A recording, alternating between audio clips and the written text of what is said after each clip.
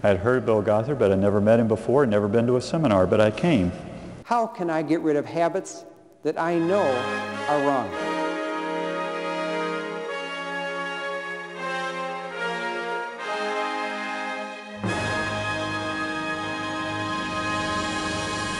Now that means conquering habits of sodomy, conquering habits of drinking, conquering habits of smoking, conquering habits of drugs. In a speech published in 2003, given before an audience of Bill Gothard's followers, Daniel Webster credited his political success to a special prayer he had learned at one of Bill Gothard's seminars.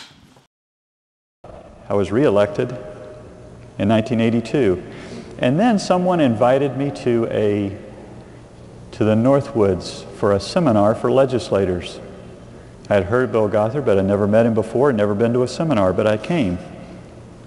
And while there, and then 2 months later after we left, my wife and I left that Northwoods Conference Center, we attended our first basic in Tampa, Florida. And I remember there at the Northwoods and then at the basic, every single time there was an end, and Mr. Gothard would say, bow your heads, and then he would always ask, does someone want to make, and he would ask for some commitment. I made every commitment. I don't even remember all the commitments I made, but I raised my hand every time because it absolutely changed my life.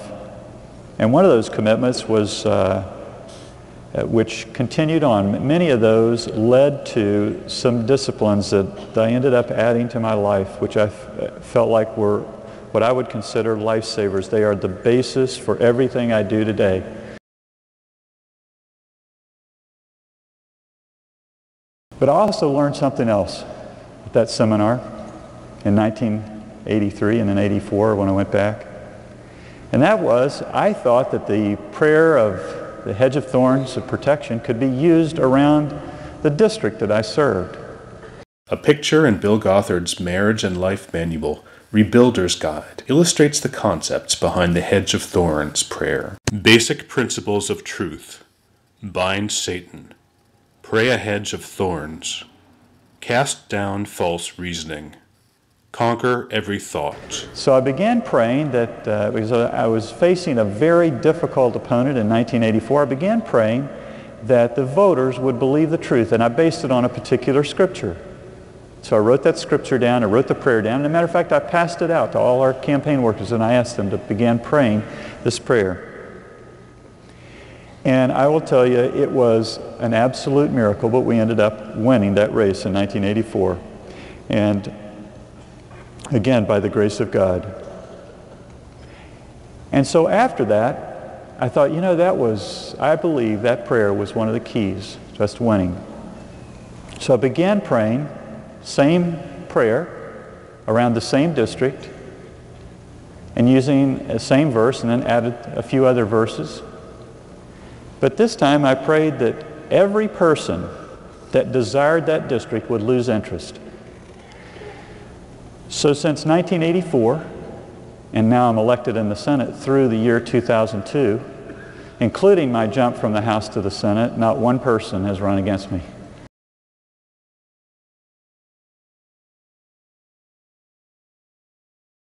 So then, still only had 49 members.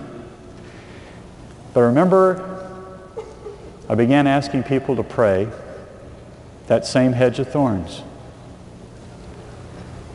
And this time we based it on a scripture, Psalm 140, verse 11, which says, "Let not an evil speaker be established."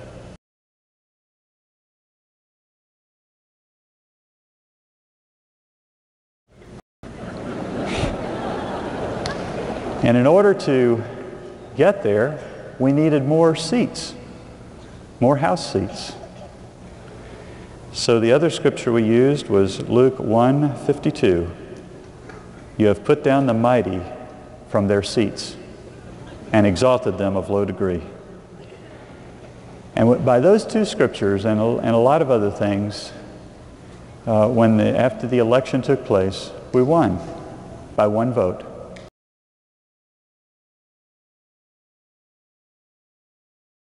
So many people want to be in charge. And yet, so many fathers want to be in charge of their home. You know what I've found? I found the right thing to do. Don't do it all the time, but I know it's the right thing to do. And that is, look for our responsibilities instead of demanding from other people. It changed my prayer life. I remember I used to pray that my wife would submit herself under her own husband as in the Lord. That's a scriptural prayer. I used to pray that my children would obey me because I'm their dad. It's right. It's right even in the scripture.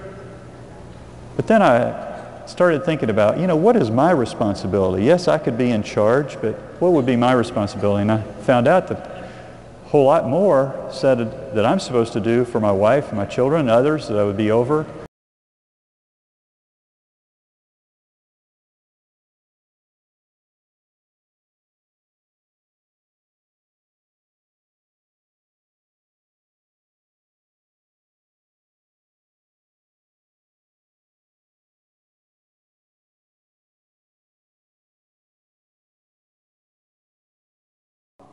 One of the joys of being here this week is knowing beyond a shadow of a doubt that we have for every one of you the answer. I want you to know something about my friend Dan Webster, a true conservative and one of the most principled people I've ever met. Jesus said, here's one way to become a leader. And this fits for all of us. You don't have to be in government.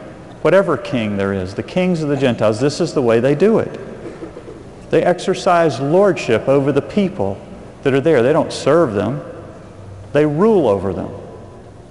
And for that, the people become benefactors. They get something out of the deal. And that's the way the kings of the Gentiles do it. And it's the way it's done today. And it's the way it's done when you sign that little pledge card. And it's the way it's done in almost every legislative body in existence. And it's also done among kings and rulers, and even within our own family, the head of the house. You can exercise, this is one way to do it. One way to be the leader is to exercise that lordship over those that are under you. Talk about courage. Dan Webster and I work together to change government by lowering taxes, cutting waste, and holding government accountable. Today, our nation faces huge challenges, and I can think of no one better prepared to meet those challenges than Dan Webster. I'm Daniel Webster, and I approve this message because America is not broken, Washington is. Inspired by Reagan, endorsed by Jeb Bush.